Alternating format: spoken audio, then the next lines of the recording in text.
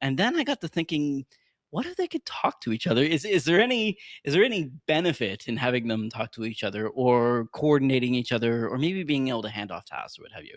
I think the real problem, Jason, is that in the back of my mind, I'm still trying to go Bezos mode with Gastown. And maybe that's the issue, is that this is a different tool and I don't need to use it that way, but I want to. I think that seems to be the way that I can use things, like divvying off tasks to little computers and maybe having them check on a to-do list or what have you. So, so that's OpenClaw itself. And I just want to quickly give you an overview of what I was using. So the other is I've been looking at a lot of these models that are, we'll call them like non-US models or multi-language models. There's a few of them coming out of APAC, for example, that are pretty powerful. I look a lot at like SweBench or TermBench or things like that when it comes to coding or terminal tools. And Qwen 3.5, I think, was the one that a lot of people started using, or Qwen 3 Coder next, which is the one under here. I started playing around with one that's a little bit further down the list here. It's called Kimi K2 or Kimi K2.5. Now, this hit the news recently because I think one of Cursor's models was based off of this, or maybe was distilled off of Kimi K2.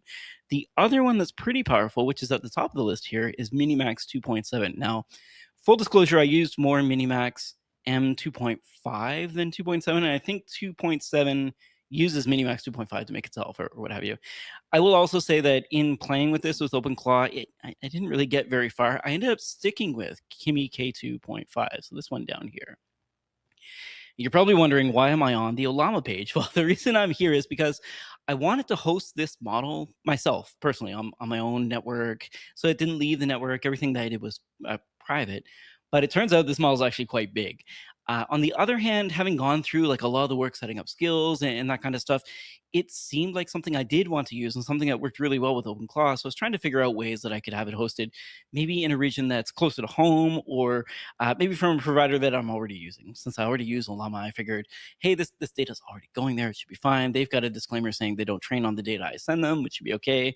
We'll get to why that's important in a moment, but I think I've discussed in the past that I consistently seem to be leaking Datadog, the dog food account, like my own personal account, API keys. And as a result, I'm really worried about just setting up a random provider and sending that data, especially if they're training on it, because the onus is on me, I guess, at that point in time, once I've leaked a key, to make sure I go in and recover it or get rid of it or deep six it, get